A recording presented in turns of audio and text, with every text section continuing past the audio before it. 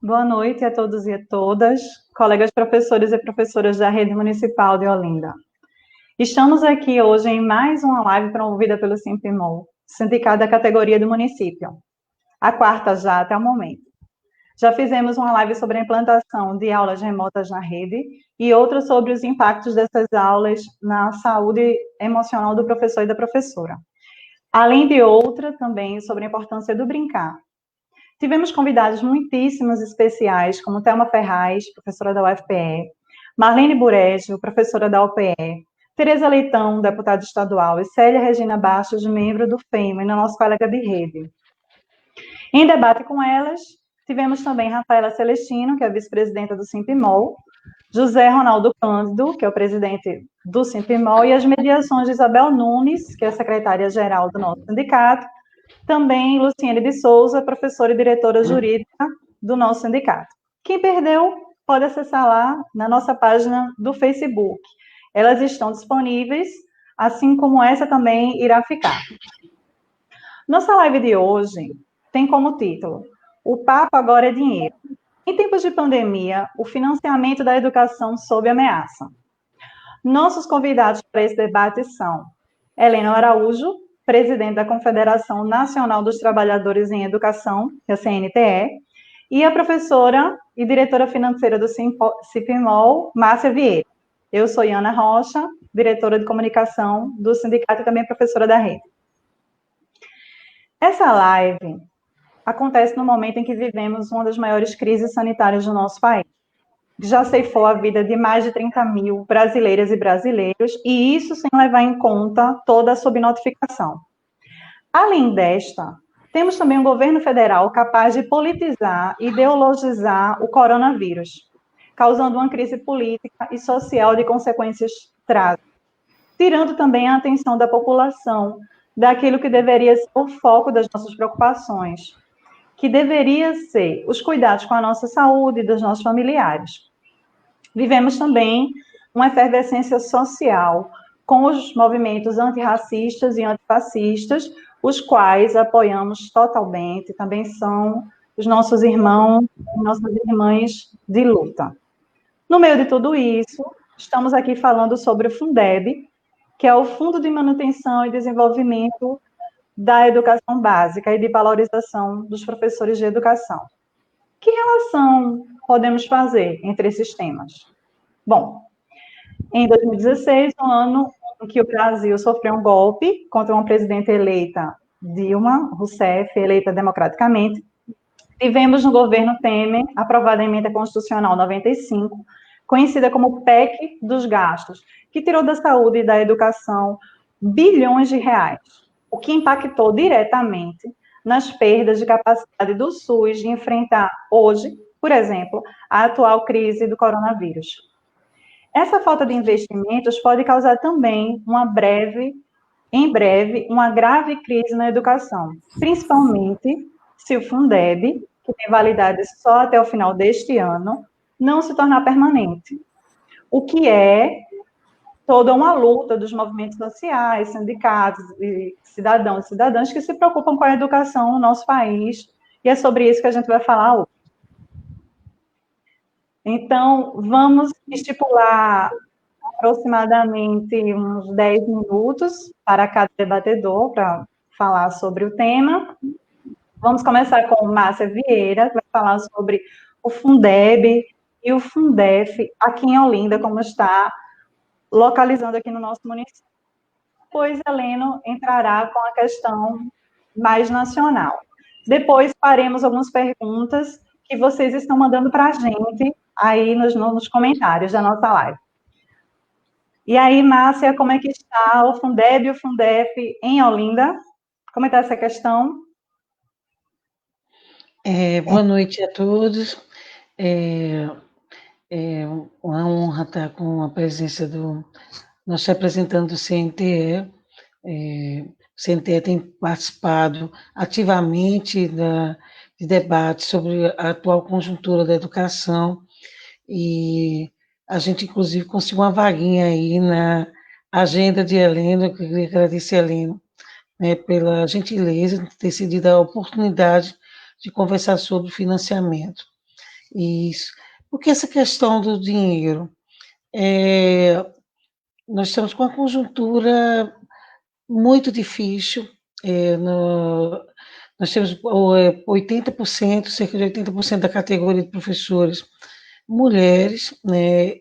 A gente tem problemas hoje financeiros que acarreta todas as famílias, né? E muitos colegas que no dia a dia têm conversado com a gente, têm falado das dificuldades, né, dessa crise que se perpetua e vem agravando com algumas medidas de cunho nacional que afetam diretamente investimentos sociais, né? Então, essa preocupação de se vai se manter salário, como é que a gente vai receber, como é que a gente, o que está sendo proposto para manter a estabilidade, a questão do pagamento de piso, essa coisa todinha, é uma preocupação que é do dia a dia dos professores em geral, né? E, lógico, tem essa dúvida, toda essa discussão sobre o Fundef, que é o Fundo de Desenvolvimento da Educação Fundamental, que ele antecedeu a criação do Fundeb, né? Bem, falando sobre o Fundef, para a gente chegar no Fundeb, inclusive porque tem algumas coisas, algumas questões que eu vou ter que pedir a contribuição de Helena a nível de exposição. O Fundef, que foi de 98 até 2006, nós tivemos problemas de repasse para estados do Nordeste, além do Pará e Amazonas, de recursos que deveriam ser transferidos, né? E aí os municípios entraram na justiça, né? Passou-se anos se discutindo esse mérito na justiça, inclusive chegou a nível do Supremo de discutir se esse dinheiro que deveria ser repassado por municípios e estados deveria ser usado ou não para a educação, e a gente teve algum avanço na nível do Supremo, no qual você teve a centralização desses recursos para a educação, a priorização disso aí. Mas aí entrou também pareceres de tribunais de contas, tanto de estados como Tribunal de Contas da União, de se orientar, olha, dinheiro para a educação, tudo bem, mas o professor não deverá ser favorecido desse rateio, isso não deverá ser usado para salários, né, ou pagamento de indenizações. Por que a nossa categoria pleiteava isso? Porque, naturalmente, esse período, sem esses recursos, acarretou em perdas salariais, sim, em achatamento salarial, né? A gente teve reduções drásticas de salário, né? E aí, naturalmente, a gente quer ter essa participação. Nós tivemos a nossa cota de sacrifício. Nós contribuímos, enquanto trabalhadores de educação, para o desenvolvimento da educação de um modo geral. Então, cabe a gente também essa participação.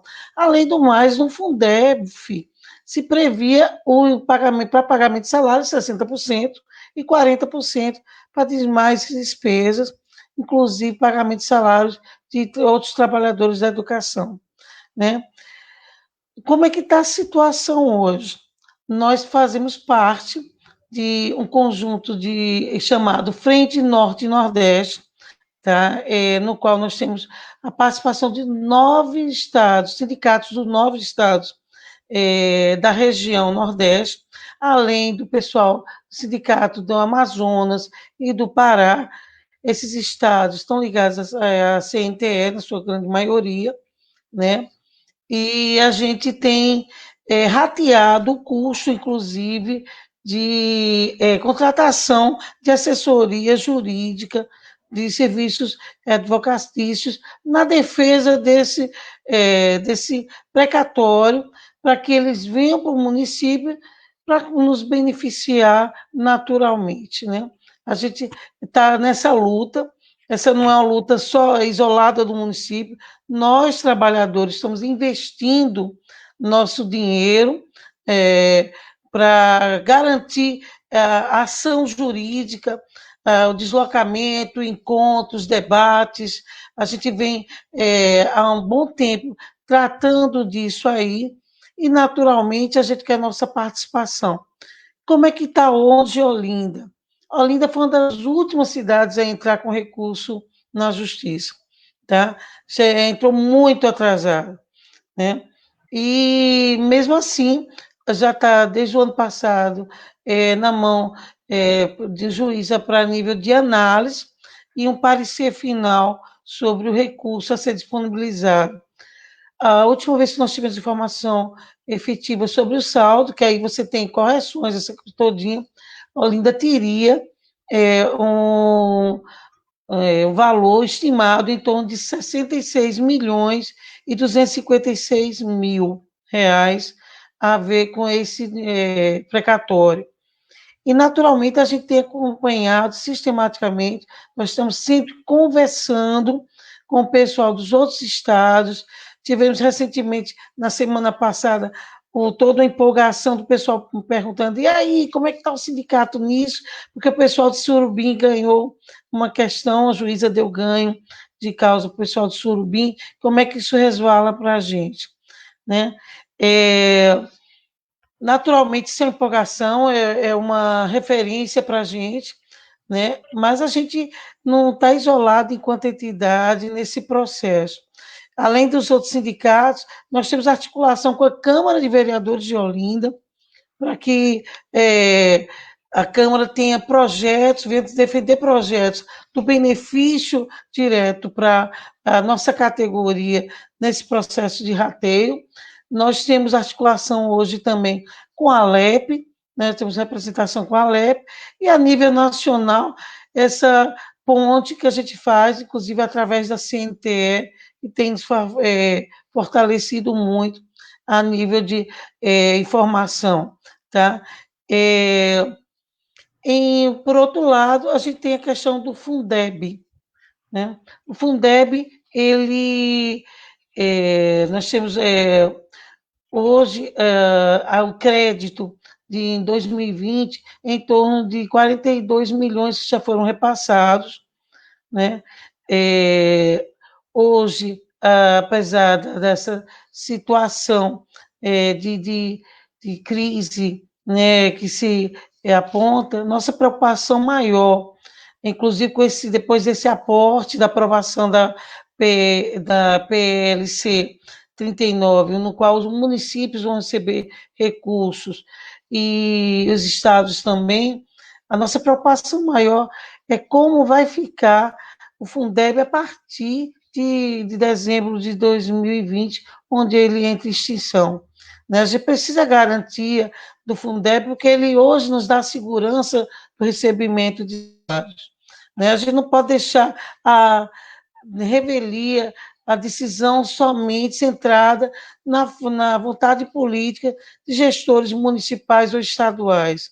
A gente já passou por essa situação anteriormente a esses fundos que nos garantem remuneração salarial, além da própria lei do piso, e a gente sabe que como a situação era difícil aí, mesmo porque esse fundo ele garante não só a nível de pagamento de salário, ele garante outras situações, como a valorização do professor, investimento na valorização profissional. Então, a gente tem que garantir que esse fundo venha se mantido, né? A gente tem que partir para essa briga, que o fundo é nosso, nós, trabalhadores da educação, temos direito sobre isso aí, a gente não vai abrir mão disso. E nós estamos com algumas dificuldades a título de informação. Nós sempre formalizamos, a nível da Prefeitura de Olinda, através de ofícios e reuniões, a solicitação de esclarecimento de dados sobre a situação de Olinda hoje, quantitativo de funcionários, né, a questão de salários, e a gente tem tido alguma dificuldade de respostas. Até o nosso conselho do Fundeb, que era uma situação de uma possibilidade de maior organização e fiscalização, intervenção da gente enquanto organização no controle das contas públicas, a gente tem teve que passar por todo o processo de regulamentação do Conselho do Fundef, passou um tempão sem funcionar, até o final do ano passado, ele era uma extensão do Conselho Municipal de Educação de Olinda, era uma Câmara, a Câmara do Fundef, não era um conselho fiscalizador, e isso foi regulamentado agora esse ano, e a gente está cobrando que a gente volte a ter novas reuniões para tratar da questão financeira, de administração dos recursos do Fundef, tá? Porque nós tivemos 2 reuniões somente esse ano, nesse ano não, de outubro tivemos uma em um ano esse ano, mas a gente ainda não está mantendo isso com maior regularidade. A gente precisa ter regularidade nesse acompanhamento da administração desses recursos, né? E também para a gente se fortalecer enquanto categoria e outras coisas que acabam resvalando sobre o nossa remuneração, nossos ganhos salariais. Por exemplo, teve uma reunião sexta-feira com diretores de escola, onde a Secretaria de Políticas Educacionais apresentou alguns números, e um número que já era preocupante para a gente desde 2018, onde a gente tinha números de professores efetivos, né, em torno de 51% e 49% de professores contratados. Sexta-feira foi apresentado para diretores de escola um número muito preocupante, que é a reversão desse número, uma aceleração muito grande. Hoje nós temos 61%, segundo a informação da Secretaria, de professores contratados e 40% somente de efetivos. E, logicamente, nós vamos passar pela discussão, a gente já teve a sinalização da Secretaria de Administração e Educação também, da possibilidade de a gente rever a contribuição previdenciária, que hoje é de 11%, e eles estudam a possibilidade de chegar a 14%, como a maioria da região metropolitana hoje já trabalha, e o próprio estado de Pernambuco, né? Isso vai representar nova perda para a gente, nova redução a nível de ganhos efetivos contra salário. Tá? Então, a gente está com essa discussão, né? E aí eu gostaria de fazer algumas provocações para a Helena. Primeiro, sobre essa questão do Fundef, como é que está essa articulação a nível nacional, para que a gente venha garantir essa questão do precatório, para que venha nos favorecer, e essa luta no Fundeb a nível de Câmara de Deputados e Senado Federal. Ok, Heleno, antes de você falar, só um recadinho para quem está assistindo a gente. Mandem as perguntas de vocês. Para quem entrou agora, a gente está falando sobre Fundeb e Fundef, com o foco na rede municipal de Olinda. Então, mandem as perguntas que a gente vai aqui vendo e fazendo para os debatedores, tá certo? Helena, por favor, pode ficar à vontade. Obrigado, Iana. Boa noite para você, para a Márcia também, para todas e todos que estão nos acompanhando. Um forte abraço às trabalhadoras, os trabalhadores em educação de Olinda, né, os PIMO aí filiados à CNTE, na luta juntos do município, no estado e em todo o país. Eu quero, Iana, começar lamentando, né, mais de 30 mil mortes por conta dessa pandemia, esse Covid-19, que está matando gente em todo o mundo, e aqui no Brasil, além da crise sanitária que ele provoca, aqui no Brasil e no mundo, também a crise econômica, ainda temos que enfrentar uma crise política, com um governo que desconsidera o seu papel e a sua atuação para evitar esse número excessivo de mortes por conta desse vírus. Então, lamentar, de fato, essas mortes em todo o país e aqui no estado de Pernambuco. Nesse debate que estamos fazendo dentro desse isolamento social, e vocês estão aí já fazendo alguns debates, né, nesses ao vivos, trazer o tema aqui dentro dessa pandemia, a questão do financiamento da educação ameaçado, é uma ameaça histórica. De fato, o financiamento da educação em nosso país sempre avança e retrocede de acordo com o governo de plantão. Então, no ano de eleições municipais, sempre é bom lembrar às nossas companheiras e aos nossos companheiros que o voto tem consequência. E a Márcia provoca aqui dois temas que trata de um avanço do financiamento na educação básica, mas os eleitos não dão rumos diferentes daquilo que nós conquistamos nas lutas em defesa do direito, né, à educação para todos e para todas. Então, primeiro eu vou tratar dos precatórios do Fundef. O Fundef é uma criação em miniatura de uma proposta mais ampla que o movimento educacional brasileiro, junto com o próprio Ministério da Educação, na época de Itamar Franco, definiu por um fundo nacional para combater as desigualdades regionais que nós temos em nosso país, para elevar o nível de escolaridade, garantir ao direito à universalidade, a universalização da educação, e esse pacto que foi assinado em 1994, ele foi rasgado pelo presidente eleito em 1995, Fernando Henrique Cardoso, que pegou essa ideia geral e transformou numa ideia pequena, que foi o Fundef, ou seja, um financiamento apenas do ensino fundamental. Abandonou a educação infantil, abandonou o ensino médio, abandonou as modalidades da educação básica. Então, o foco foi apenas no ensino fundamental.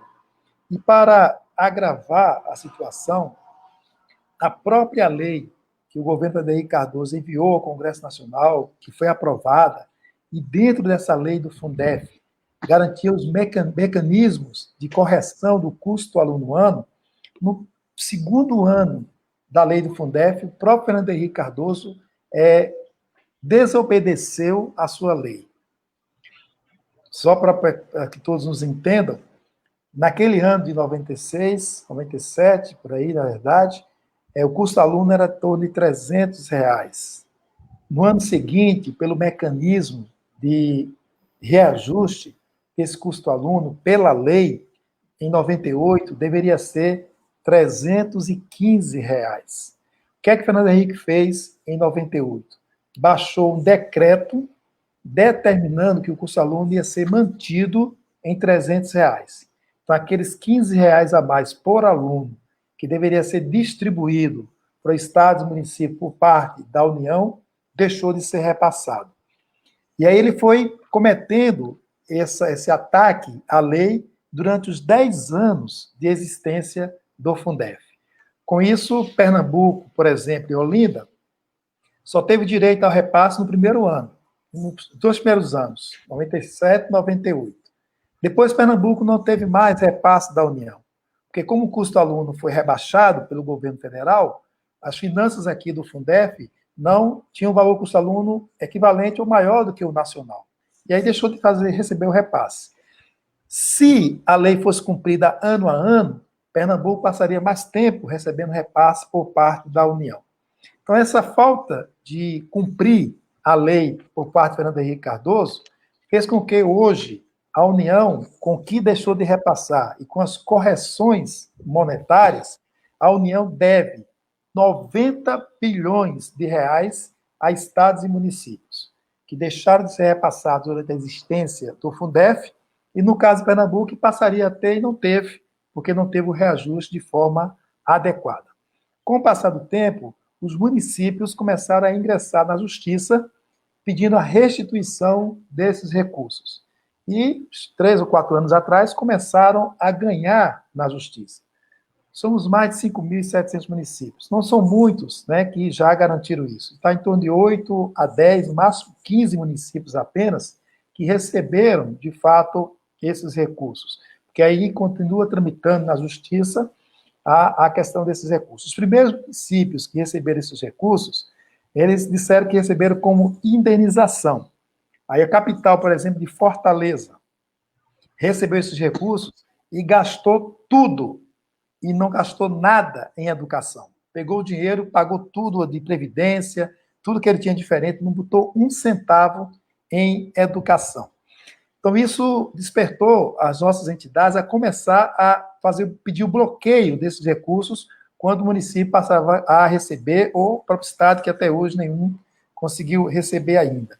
Então, pediu bloqueio para quê? Para poder discutir, né, o processo de repasse desses recursos. E no bloqueio fazer a garantia de que 60% seja destinado aos professores. Nesse embate, nessa batalha, nós perdemos a batalha no TCU, Tribunal de Contas da União, que diz que essa verba é indenizatória e que as professoras e os professores não têm direito a 60% desses recursos. Nós não concordamos com isso. Por isso que o processo tramita e está no Supremo Tribunal Federal. É o Supremo Tribunal Federal que vai decidir se a gente tem direito a 60% ou não. Mesmo os municípios que pagaram algum percentual aos professores, mesmo municípios que garantiram aí por acordo judicial pagamento aos professores, correm o risco de ter que devolver esse dinheiro se o Supremo Tribunal Federal decidir que não temos direito a 60% desses recursos. Então, a batalha que estamos enfrentando agora no Supremo Tribunal Federal. O que nós fizemos, de acordo com as entidades, para tentar barrar no Supremo, foi a votação virtual. O Supremo abriu uma votação virtual sobre o tema, nós batalhamos para que fosse suspensa, foi suspensa, queremos que seja uma votação presencial para que possamos inserir no debate, na discussão, e poder interferir, né, com argumentos para poder ganhar o direito de receber esses recursos. Então, essa batalha continua firme. O Fundeb tramita na Câmara Federal, de fato ele acaba agora em dezembro de 2010, e se não for renovado, né, nós temos um prejuízo aí em 4.810 municípios. E os estudos apontam, se o Fundeb não for renovado, 4.810 municípios vão fechar escolas, porque os prefeitos e as prefeitas não terão recursos para honrar a folha salarial, nem manter a escola aberta, funcionando. Então, é um tema que estamos debatendo e negociando com o Rodrigo Maia para tentar entrar em votação agora no plenário, até no máximo dia 15 de junho. Agora, é importante, quando a gente trata de financiamento da educação, dizer que o governo Bolsonaro continua no ataque contra o financiamento da educação, contra os profissionais da educação. Primeiro, ele foi eleito dizendo que ia manter a emenda constitucional 95, que a Iana lembrou aí no início. Então, ele foi eleito, então a emenda 95 continua. Então, não tem investimentos novos em educação até 2036. Isso é um ataque ao Plano Nacional de Educação 2014-2024, e eles sabiam que ia atacar o Fundeb, porque o Fundeb acabava em 2020. O Fundeb não está na emenda 95, mas nem precisava, porque ia acabar em 2020. Hoje, o governo Bolsonaro não dá um palpite sobre o Fundeb. O Fundeb está tramitando na Câmara. Ele vai ser sancionado pelo Congresso Nacional. O Bolsonaro não vai botar a mão, nem vetar, nem fazer nada que ele não quer. E ele nem quer debater esse assunto. O que é que ele está fazendo? Colocou 3 propostas de emenda no Senado. 186, 187 e 188. Essas propostas acabam com os 25% vinculado à educação, e se acabar isso, acaba o Fundeb. Autoriza a descontar 25% dos nossos salários, tá? E ainda fecha alguns municípios que não têm condições de sobreviver com os recursos próprios. Então, o ataque é permanente. E agora, como o tema nosso é a pandemia e o ataque ao financiamento da educação, Bolsonaro assinou a Lei 173. Essa Lei 173 era para ajudar os municípios e os estados com recursos financeiros para combater o Covid-19. O que é que Paulo Guedes colocou dentro dessa ajuda? Congelar o salário de servidores públicos até dezembro de 2021. E eu quero ser bem sincero e deixar bem claro para as nossas companheiras. Isso pode inviabilizar o reajuste do piso deste ano, de 2020, e já inviabiliza e já não permite reajustar o piso em janeiro de 2021. Deixar claro isso. O de agora pode, porque eu digo, como o piso é reajustado em janeiro e a lei saiu agora em maio, vamos ter que judicializar esse direito. Se a prefeitura ou o Estado não quiser pagar, entrar na justiça, dizendo que a lei de Bolsonaro, que é de maio, não pode ser retroativa para nos prejudicar. Nós vamos ter que batalhar na justiça, para ser bem sincero e claro, na batalha que temos aí desses ataques constantes ao financiamento da educação, Iana. Ok, Heleno. E Heleno fala, Márcia, exatamente um tema que uma colega nossa, Luciene de Souza, fez a pergunta, que é: temos riscos de perder o nosso Fundeb? Então, Márcia, você pode falar sobre isso, esse risco de perder o Fundeb, como ele funciona e as consequências da perda desse Fundeb, caso aconteça, as consequências concretas disso para a gente. A gente tem um risco claro, já que a gente tem, o próprio Heleno já enfatizou, todo o investimento da atenção política hoje de centralizar em aprovação de propostas que venham enfraquecer investimentos na educação, né?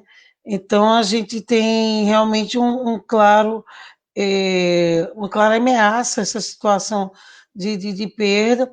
Além do mais, a gente tem que ter investimento muito pesado a nível de formação maior da categoria, de um modo geral, para envolvimento na importância do debate disso aí, né? Tem, às vezes, professor que a gente conversando no dia a dia não se atenta para que, às vezes, o voto que ele faz ao vereador vai ter por consequência a eleição do deputado estadual, a eleição do deputado federal e do seu senador também, né? E o que a gente tem assistido, inclusive nessa discussão da PL 39, é uma situação extremamente cínica, né, de alguns políticos de colocar hora de sacrifício, né, da categoria de servidores públicos em geral. Existe um ataque frontal aos servidores públicos, né? E professores parece um dos alvos favoritos, né? Porque você tem declarações como ministra da Economia de que o professor não tinha que reivindicar essa questão do Fundef, porque ia ganhar dinheiro e quer enriquecer com isso, no mínimo, uma ironia, um tom de ironia muito grande, né? Então, o Fundeb, a educação, de um modo geral, só é prioridade em discurso de alguns políticos como mote de campanha, mas a gente não vê efetivamente algumas ações no sentido de fortalecer, de fato, a luta pela educação, o fortalecimento da educação, né? A gente não era nem para estar discutindo como é que vai ficar a questão do Fundeb. Ele já era para ser uma política permanente, né? Não, é inadmissível isso causar insegurança sobre isso, né? E a gente tem um Congresso hoje com forças extremamente conservadoras, nós temos mais de 200 deputados hoje ligadas a um grupo que se auto-intitula Centrão, né? Então, a gente vai ter algumas dificuldades, sim, a nível de pressão. Então, a gente tem que ter a discussão e articulação de movimentos em geral, sindicatos têm que fazer uma luta conjunta, a gente tem que se fortalecer mais enquanto movimento social, inclusive chamando para essa defesa da educação os nossos parceiros, são as famílias, os pais, os movimentos sociais populares. A gente tem, historicamente, nos mantido muito distante de algumas organizações de movimentos populares. A gente tem que fazer um resgate histórico disso. A educação sempre teve atrelada à luta por movimentos e direitos sociais em defesa de trabalhadores, e a gente tem que voltar a fazer isso, ocupar esses espaços, que inclusive foram tomados, muitos deles, por movimentos radicais, fundamentalistas, que defendem vários interesses escusos por aí. É verdade, Márcia. Surgiu uma outra pergunta aqui de uma colega nossa, Jane Gonçalves. Então, Jane Gonçalves nos pergunta, eu vou passar para você, Helena, essa pergunta. É Certo. constitucional devolver, uma vez que foi repassado legalmente, ela está se referindo ao dinheiro recebido dos precatórios do Fundef. É constitucional ter que devolver se depois que recebe? Acho que a Joane perguntou porque eu fiz, né, essa fala aqui na primeira intervenção. Seguinte, Jane, nós entendemos que o Fundef está na Constituição, tem uma lei do Fundef, e é dito lá que 60% desses recursos é destinado ao pagamento de professores e professoras. Então, nós entendemos que é lei que está garantido. Só que o Tribunal de Contas da União diz que esses recursos do precatório do Fundef é no estilo de indenização para o ente federado, para Estado e para o município. Sem indenização, não pode ser utilizado para pessoal de nenhuma forma, nem para repasse de 60%, nem para pagar salário atrasado, nem para pagar dívida de previdência. Tudo que for para o pessoal não pode ser utilizado. Essa é a decisão do Tribunal de Contas da União, que nós não concordamos. E afirmamos que o Tribunal de Contas da União não tem que legislar sobre isso. A lei, é constitucional, que tem que permanecer, se ela é constitucional ou não, quem tem que decidir é o Supremo Tribunal Federal. Por isso que o caso está no Supremo Tribunal Federal. Quando eu falo que se o Supremo Tribunal Federal disser que tem que se cumprir o Fundef, como ele foi aprovado, então nós temos o direito a 60% dos precatórios. Agora, se o STF, Supremo Tribunal Federal, tiver o mesmo entendimento do Tribunal de Contas da União, aí nós não temos direito de receber nada. Sendo assim, as prefeituras que fez o rateio desse dinheiro vai ter que devolver. Por isso que eu falei que não é questão, está na lei, não acreditamos, mas se o STF decidir diferente disso, vai ter que ter devolução, felizmente. Então nós temos que lutar no STF para manter o que foi conquistado na lei do Fundef, que 60% é o nosso direito e temos que receber. Essa é a nossa luta de forma forte e incisiva para garantir esse direito. Ok, Helena. Márcia, como é que você acha que nós, professoras e professores de Olinda, podemos contribuir para essa campanha, para o novo Fundeb e para o Fundeb permanente? Bem, uma das primeiras atitudes que a gente tem que fazer é chegar mais perto da base. O sindicato tem investido exatamente nessas lives, e a gente pretende, inclusive, manter um canal de conversa com professores, de maior aproximação, para que a gente venha fortalecer essa formação deles, e que tenha entendimento da importância de que ele venha se afinar nessa luta, venha se engajar de forma mais incisiva. Né? A gente passou por um período muito pesado, assim, de afastamento da categoria, de desmotivação. A gente está tentando resgatar, estamos investindo pesado nessa situação para que a gente venha se fortalecer, né? Mas tem outras lutas também que a gente vai ter que encampar para poder a gente ter talvez uma resposta melhor nesse processo. Eu acho até que a Helene pode ajudar a gente a nível de orientação sobre isso, que é a questão da luta do concurso público.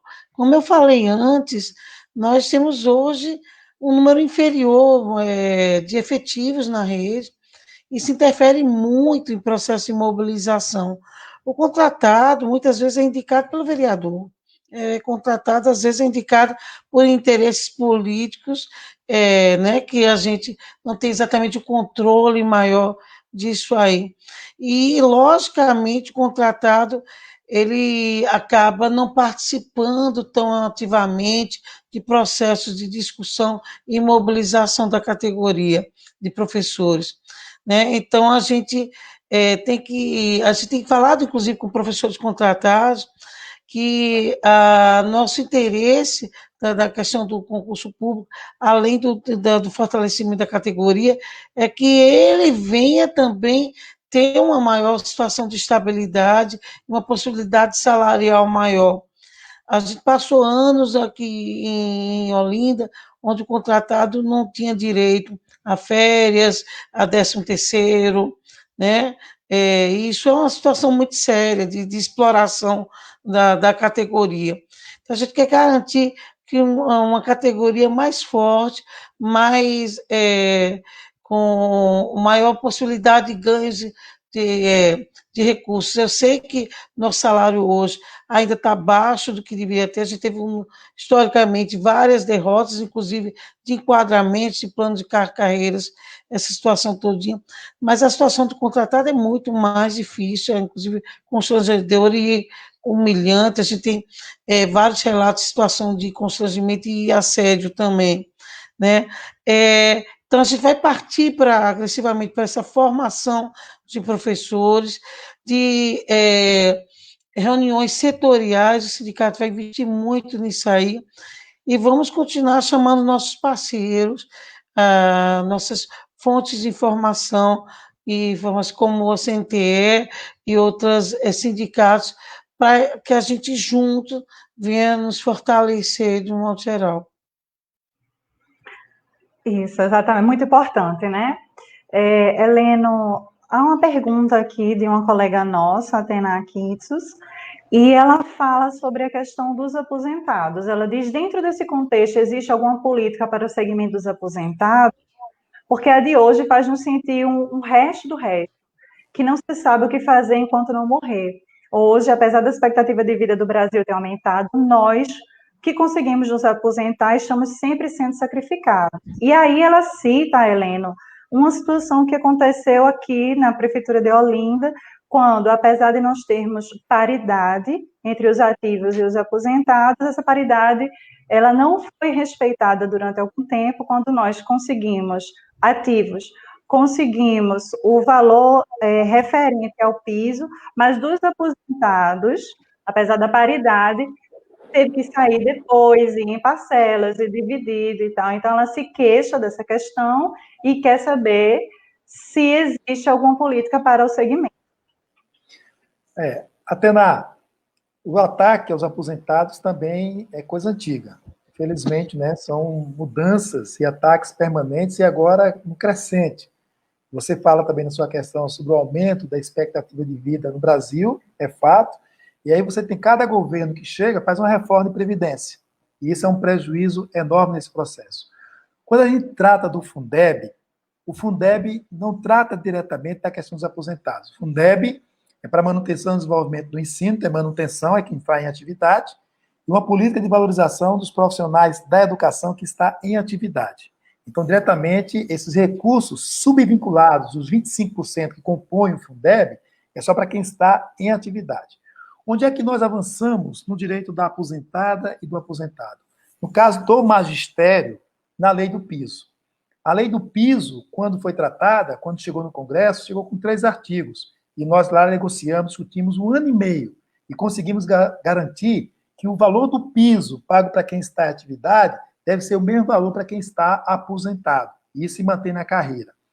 Onde perdemos isso? Em 1998, com o Fernando Henrique Cardoso, quando ele determinou que, a partir de janeiro de 1999, servidor público não tinha direito mais à paridade e nem à paridade que havia no salário e a estabilidade lá na questão financeira, nesse processo. Então, ali nós perdemos. Então, para todos que ingressaram de 99 para cá, né, essa referência nós já perdemos para aposentados. São aposentados futuros que não têm essa paridade no salário. Para os que estão antes de 98, no seu caso, está garantida a paridade. Então, quais são os ataques agora? É este de Olinda, que você sentiu na pele, é o que aconteceu no Piauí, onde o reajuste do PIS, aqueles 4,17, foi dado como vale alimentação.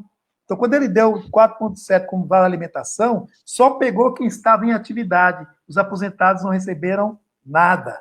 Então, este ano, o governo quer dar os 4,17 incluído no salário, para poder contemplar do ano passado, mas os 12,38 deste ano não quer colocar, porque quer colocar também como vale alimentação. Então, há formas e formas de continuar atacando os nossos aposentados e aposentadas. E o que temos que fazer, né, é não esperar morrer, é esperançar, é juntar tudo que é aposentado, estar junto com o sindicato, não perder nenhuma atividade que o sindicato chamar para estar nas ruas ocupando, pressionando o prefeito, governador, presidente, para a gente mudar essa história tão massacrante aos nossos aposentados e aposentadas. Isso. Márcia, ainda sobre os aposentados, você poderia falar sobre a questão da Previdência do município de Olinda? Você quer complementar alguma coisa de maneira sobre os aposentados do ponto de vista local?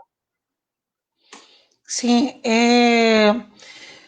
nós estamos com um problema a título de controle social também. Eu faço parte do Conselho do Fundiprev e a gente tem tido dificuldade de algumas informações sobre a saúde exatamente do nosso fundo de capitalização. Porque nós temos a seguinte situação: até 2007 era um tipo de remuneração, né, para aposentados, e 2007 nós temos um sistema de capitalização que funciona diferente. 2007 existe dinheiro que dá para pagamento de aposentadorias, mas não pode ser usado para cobrir o pessoal que é anterior a esse período aí. Então, a gente fica numa situação muito difícil. A gente já solicitou algumas vezes essas informações sobre, inclusive, a atuária, que a gente pediu que fosse disponibilizado. A atuária ela é uma espécie de espelho que mostra toda a movimentação da administração dos recursos provenientes do Fundo de Previdência. Tá? Então, a gente já solicitou isso mais de uma vez, e talvez a gente vá ter que realmente entrar com um recurso baseado na lei de transparência pública, caso isso não seja disponibilizado. Né? A informação que a gente tem da administração e da Secretaria da Fazenda sempre não existe dinheiro, e o Olinda hoje, o fundo não se paga, e está havendo a complementação do município. A última vez que fizeram a estimativa era entre 500 a 700 mil reais essa complementação. E foi o que o governo usou para alegar porque que não estava dando um aumento como direito paritário para os aposentados. Mas isso não basta o governo falar. Ele tem que apresentar os números, a gente tem que ter reuniões do fundo, a gente tem que ter a apresentação dessa situação efetivamente, mas porque nós somos sócios da Previdência Pública. Né? Então, isso aí, o sindicato vai mover todas as ações necessárias para que a gente possa ter um maior acesso a informações e um maior controle dessa situação. Com certeza, a gente não vai mais passar por essa situação, porque a gente já sinalizou que o sindicato tenta conversar, está aberto a conversar, mas não vai realmente botar o pé atrás quando for necessário defender os interesses da categoria. Nós vamos mobilizar, nós vamos usar todas as ações necessárias para que isso seja assegurado. Certo, Márcia. Heleno, essa nova proposta, a proposta do novo Fundeb, o que muda exatamente? Além de torná-lo permanente dentro dessa proposta, há mais alguma alteração? Tem sim, Ana. Uma alteração interessante é tratar do repasse híbrido. Vamos dar o exemplo aqui do estado do Paraná. O estado do Paraná não tem repasse da União, porque o seu custo aluno já está acima do custo aluno nacional. Mas tem municípios no estado do Paraná que o custo aluno está abaixo do nacional. E hoje não recebe nada com o Fundeb de hoje. Com o novo Fundeb, está se propondo um mecanismo diferente. Além de se tornar permanente, como você disse, um processo híbrido. Então, se a União não passa recurso para o estado do Paraná, mas se lá tem um município que o custo aluno está abaixo da referência nacional, então o dinheiro da União vai direto para o município para ajudar nesse equilíbrio. Então, isso é uma mudança interessante e importante que está se fazendo. Isso coloca a possibilidade de mais recursos por parte da União, embora que seja insuficiente para nós. Queríamos que fosse de 10 para 40, reduziu aí, ficou de 10 para 20, reduziu a proposta inicial da relatora, né? Mas aumenta 10% da União para 20% por parte da União, coloca em torno de 70% dos recursos para a folha salarial do conjunto dos profissionais de educação e mantém o piso salarial dos profissionais do magistério, que é sempre bom lembrar. Hoje, o piso do magistério está dentro do Fundeb, que acaba este ano. Se o Fundeb acaba, o piso do magistério acaba junto. Então, nessa proposta, mantém o piso do magistério. Então, são avanços interessantes desse período aí, Iana. Ok, Heleno. Márcia, há muitas perguntas sobre o assunto. Eu vou colocar aqui de uma colega nossa, Rosilene Galindo, mas eu gostaria também de fazer uma outra pergunta sobre algo que está inquietando bastante a nossa categoria. Então, são duas perguntas em uma, tá? Porque a gente já está quase caminhando para o final. Então, Rosilene Galindo pergunta: o percentual de contratos em relação aos efetivos está sendo respeitado no município de Olinda? Essa é a primeira pergunta. A segunda pergunta que eu te faço é sobre a questão das aulas remotas, que é um tema que vem inquietando bastante a nossa categoria. Eu gostaria que você fizesse um resgate, em poucas palavras, das ações do sindicato em relação a isso, Márcia. Ok. Respondendo à primeira questão de Rosilene, como eu coloquei anteriormente, o que foi apresentado pelo governo na reunião na sexta-feira, né, para diretores escolares, foi que hoje o percentual de contratados chega a 61%. Isso é uma situação realmente que é muito preocupante, né? A gente pediu desde outubro de 2018, inclusive na audiência pública, que fosse apresentados esses números, e a gente já realizou alguns ofícios, inclusive nos respaldando na lei de transparência pública, pedindo informações sobre esses números, e nós vamos agir realmente com outras ações para que essa transparência pública seja mantida. Então, o governo realmente não tem respeitado, a nossa luta tem que ser encabeçada por concurso público, porque o serviço público ele tem que se fortalecer realmente com investimento né, em concurso. Né? O próprio a garantia da nossa própria aposentadoria, ela está muito associada à contribuição dos ativos. Os contratados hoje contribuem para o INSS. Então, isso é uma situação preocupante quando você fala que existem problemas de caixa da Previdência, isso também não é apresentado. Então, a gente tem tido essas dificuldades de informação, mas o sindicato tem entrado com ações, nós estamos consultando nosso setor jurídico, para que exatamente que ações a gente venha tomar, e em breve a gente vai soltar tudo que for necessário em defesa desses nossos interesses. Quanto às aulas remotas, lógico que essa pandemia nos trouxe uma situação nova. Nós, inicialmente, temos que estar aberto para várias possibilidades de investimento no trabalho do professor e recursos que ele possa utilizar, tá? Para complementação do seu trabalho enquanto educador, enquanto professor. Né? E, lógico, a gente tem a preocupação, parte da nossa categoria está numa faixa etária acima dos 40 anos, é uma parte que tem, inclusive, sendo muito vitimada por essa pandemia. A gente tem acompanhado os números divulgados pela Secretaria de Saúde e pelo Ministério da Saúde. Então, nós temos situações extremamente precárias de funcionamento das escolas. Tem escola que você tem problema com falta de água, problema com energia, problema de estrutura física, e a gente não tem, naturalmente, esse aparato tecnológico nas escolas, a gente não tem, a maioria das escolas não tem impressora, falta até papel, o dinheiro de manutenção da escola é patético o que se passa hoje. A nível de recursos para manutenção de escola. É ínfimo, não dá realmente para atender isso aí. E nós, professores, temos arcado muito com com valores, tirando do próprio salário, às vezes, para poder subsidiar material, inclusive, para a gente trabalhar com alunos. Então, esse ano a gente não teve o repasse do kit de aluno, por exemplo. Então, nós, professores, estamos bancando parte disso aí.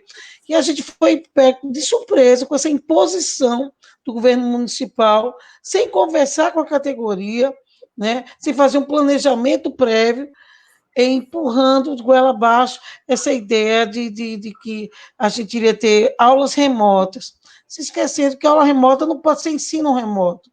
Né? Mandar atividade para menino crianças, inclusive a maioria mora em comunidades onde você tem a luta pela sobrevivência hoje, né? A luta pela vida, ao invés de ser priorizado isso, você tem a cobrança de que alunos passem por aulas através de internet, acesso a celulares, computadores, tem vídeo da prefeitura, através da plataforma Lehman, que foi a plataforma que eles contrataram, estão ministrando essa formação de aulas remotas, que fala em uso de notebook para os alunos, essa coisa todinha. Tem professor que não tem, imagina aluno. Isso é totalmente fora da realidade, né? Nós não somos contra o uso de aparato tecnológico, né? Achamos até que vamos ter que discutir muito sobre isso, até para o próprio Conselho Municipal de Educação não teve discussão nenhuma sobre isso, mas nós temos resoluções do Conselho Estadual de Educação, resolução do Conselho Nacional de Educação, que, inclusive, passou a discutir a possibilidade, saiu até uma nota hoje nos jornais, sobre a aplicação de aulas remotas, mas a aula remota não é fazer tarefinha e mandar para a mãe resolver, né? A mãe não pode substituir o professor. Isso é uma função do pedagógico, né? E isso aí é uma situação realmente que a gente tem que discutir de forma muito abrangente a possibilidade do uso desses recursos, porque a gente não pode se fechar para qualquer diálogo nesse sentido, mas também a gente não vai abrir mão da nossa interferência nesse processo de discussão. A imposição é uma situação antidemocrática e a gente discute até a responsabilidade, as consequências que possam levar a isso. Tem professores que nos relatam no dia a dia situação de ameaça, de constrangimento, tem professor com 20 alunos em sala de aula que não está conseguindo ter acesso a 6 alunos. Isso aí, realmente, talvez não possa ser caracterizado como pagamento de carga horária, como muita gente está insinuando. Então, o sindicato está aberto para conversar sobre isso, mas a gente não vai abrir mão dessa discussão de forma mais responsável e consequente. Nós temos que garantir o direito do professor, que não cabe ao professor ficar usando seu celular, sua energia de casa, tá? Arcando com todos os custos disso aí. Isso é um custo da prefeitura, isso tem que ser conversado também com a prefeitura. Ao mesmo tempo, temos que discutir o nosso direito ao aluno também. O aluno nosso tem que ser assistido. E aí eu também queria ouvir um pouco do nosso companheiro Heleno, da CNTE, sobre isso. Exatamente. Inclusive, Márcia, essa é a pergunta de Luciene de Souza. O que a CNTE diz sobre as aulas remotas? A gente está com algumas perguntas, a gente está querendo, tentando aqui conciliar todas as perguntas, apesar do tempo, então a gente vai fazer tipo um bate-bola, tá certo? Tentar adiantar um pouquinho nessas respostas para contemplar mais colegas, ok? Perfeito. Márcia, Iana e Luciene. Sobre esse tema, nós temos 2 documentos na página do site da CNTE. Então, pode estar, né, sobre posições sobre o tema. Tá? Então, não aceitamos o parecer do Conselho Nacional de Educação. É importante que a gente diga e que escuta com a comunidade escolar que a escola não é só o espaço da qualificação. Na escola, tem que ter a qualificação, tem que ter a aprendizagem, mas é o espaço da socialização, é o espaço da subjetivação.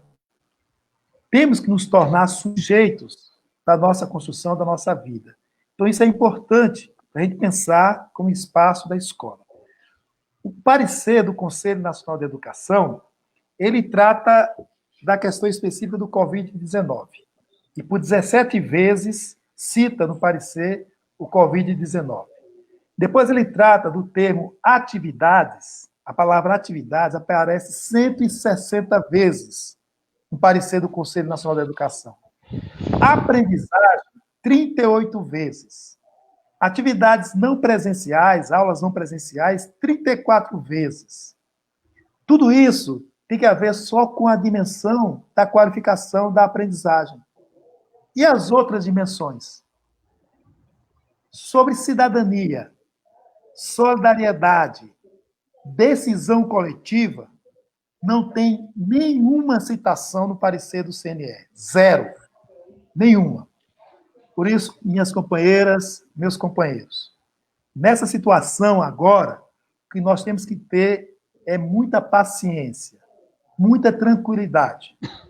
Nós só vamos cumprir o que for estar em regras estabelecidas legalmente. Aulas remotas não tem nenhuma regra estabelecida. Nenhuma. Então, não temos obrigação de cumprir o que não está estabelecido na legislação. Já claro isso. E temos mais que fazer práticas solidárias. Não vamos abandonar a comunidade escolar. Não vamos abandonar os nossos estudantes. Mas são práticas solidárias. Porque não existe regras que estabeleçam a aula remota. Deixa isso claro para a gente fazer o enfrentamento, Ian. Isso mostra as prioridades, não é, do governo e do Conselho, Heleno. Márcia, última pergunta, por enquanto, Rosilene querendo saber sobre se tem alguma coisa que a gente possa fazer com relação... Desculpa, Rosângela Rodrigues, sobre esse concurso público da Prefeitura de Olinda, que já é uma luta de algum tempo, não é, do sindicato. Então, o que é que pode se fazer? Há algo?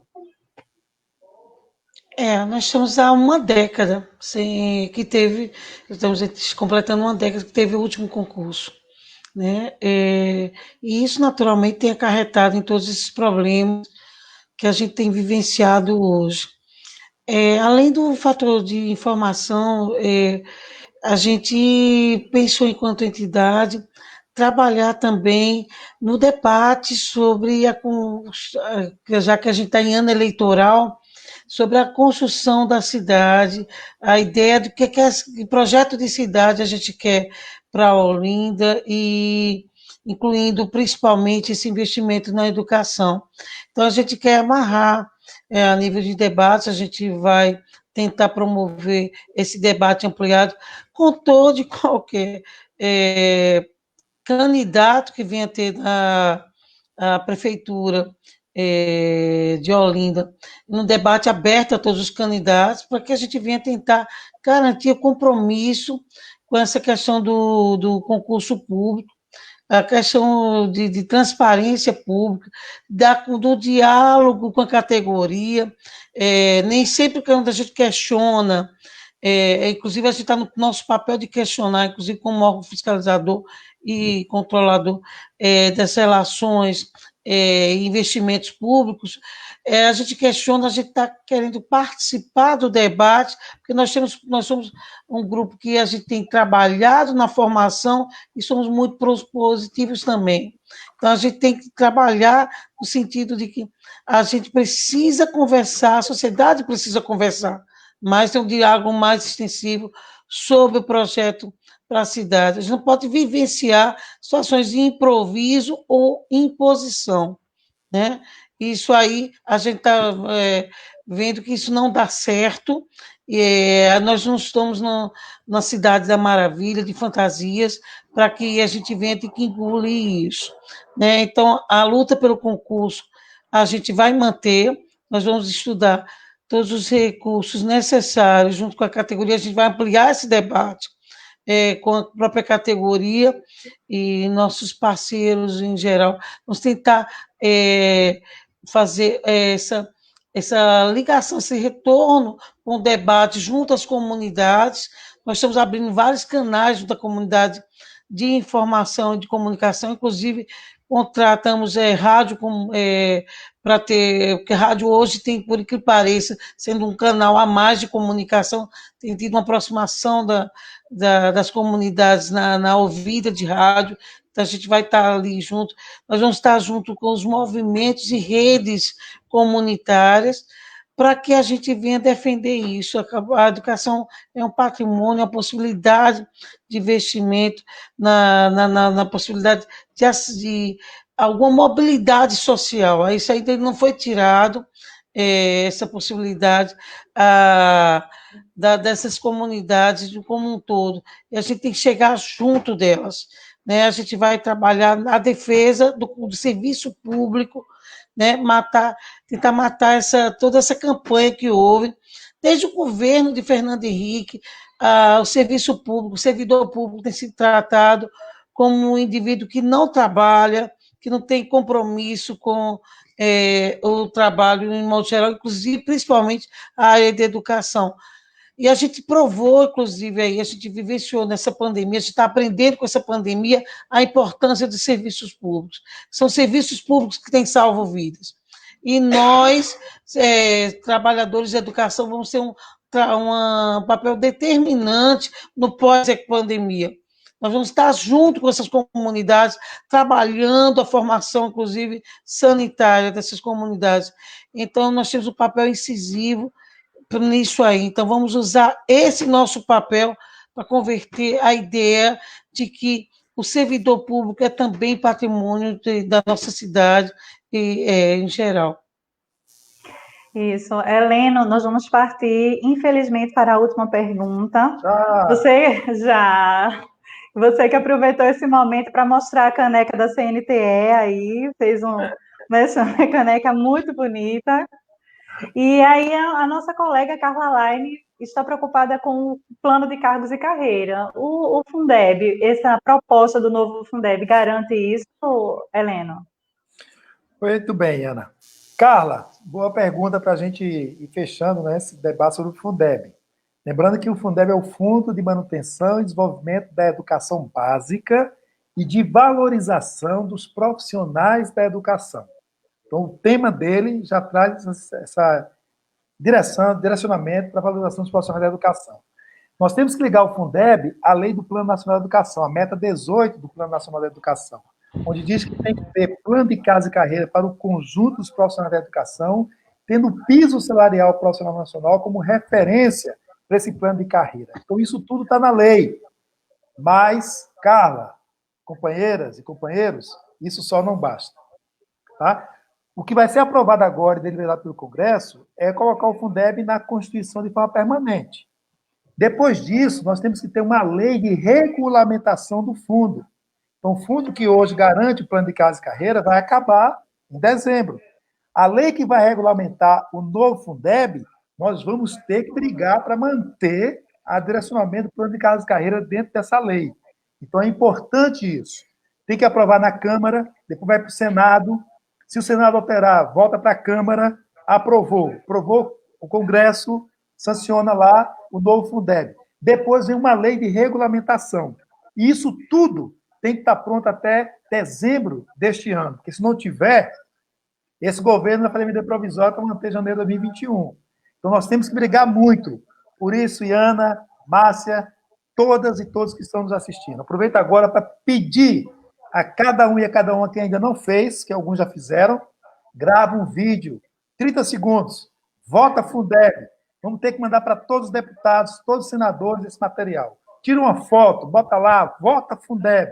Então, temos que intensificar essa mobilização. Na página da CNTE tem muita coisa, mas até o dia 15 de junho vamos intensificar essa campanha Vota Fundeb. Então, é importante que cada um faça isso e convide toda a comunidade escolar, pai, mãe, responsável, estudante, membro da comunidade, toda a comunidade escolar, pressionando os 25 deputados federais de Pernambuco e os 3 senadores. Temos que colocar na boca, no pensamento e no voto de cada um deles que tem que votar o Fundeb de forma urgente e imediata. Contamos com cada uma e cada um de vocês. Obrigada, Heleno. Márcia, você pode fazer as considerações finais? Estamos encerrando por aqui. Depois eu passo para a Helena de novo. Ok, eu queria agradecer a oportunidade que a gente está tendo de nos informar e informar a categoria também nós tivemos o privilégio de ter um debatedor que é uma pessoa que é referência a nível de informação e de formação a nível nacional.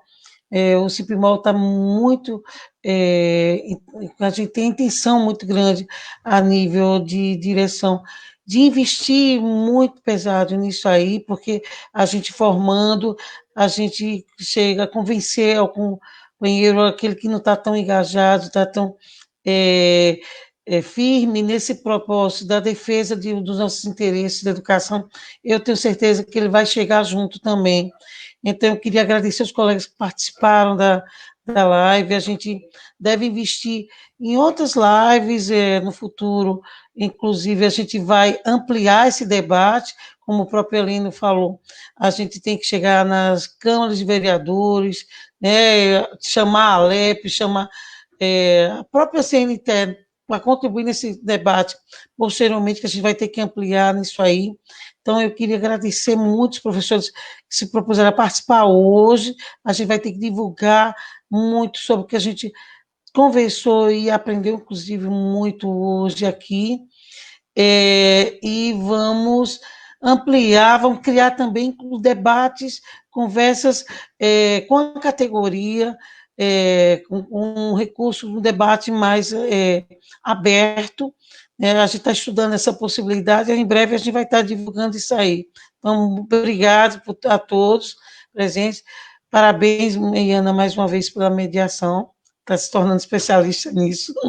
Né? E nós vamos explorar mais isso aí. Tá? Obrigada a todos. Obrigada, Márcia, diretora financeira do Simpimol. Agora eu quero passar a Heleno, para a Heleno fazer as considerações finais. Tá certo, Ana. Márcia, obrigado pelo carinho, pelas suas palavras, né, de elogios aí pela luta, e isso faz parte desse processo. O CIPIMOL é CNTE, e CNTE está na Internacional da Educação. Então, é do local para o internacional. Isso é importante, né? E suas palavras, ao fazer essa referência, é esse coletivo, é esse conjunto. Então, em seu nome, Márcia, eu quero dar um forte abraço a todas as companheiras e todos os companheiros que nos assistiram, que bateu papo conosco nessa noite de hoje. E, Ana, muito obrigado pelo convite, dei um forte abraço a toda a direção, né? E agradecendo demais essa oportunidade de estar aqui com vocês, tá certo? Foi muito bom, o tempo passa rápido, esse bate-papo gostoso aqui entre nós. E vamos garantir, Iana, junto com todos os nossos companheiros e companheiras, uma das orientações do patrono da educação brasileira, o pernambucano Paulo Freire. Vamos esperançar a vida, vamos esperançar a escola. É isso que vamos fazer quando passar, nesse momento de pandemia, quando passar a pandemia, para poder fazer escola, o nosso espaço de luta e de enfrentamento necessário. Um beijo grande para vocês, muito obrigado, uma boa noite. Obrigada, Helena, por ter conseguido arrumar um espaço aí na agenda tão disputada, de tantas lives que a gente vem acompanhando, que você está participando. Então, Helena Araújo, presidente da CNTE, esteve aqui conosco na nossa live do Simpimol sobre o Fundeb, debatendo com Márcia Vieira, diretora financeira também do nosso sindicato.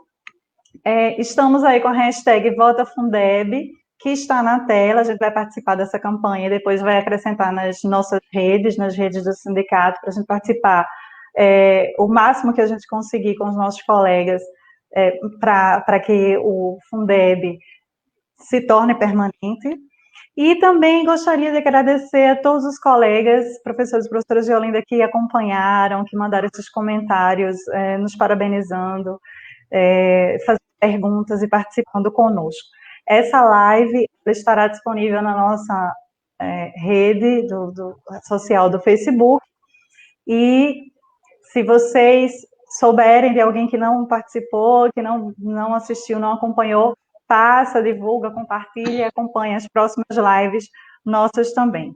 Muito obrigada pela audiência, obrigada aos participantes. Boa noite.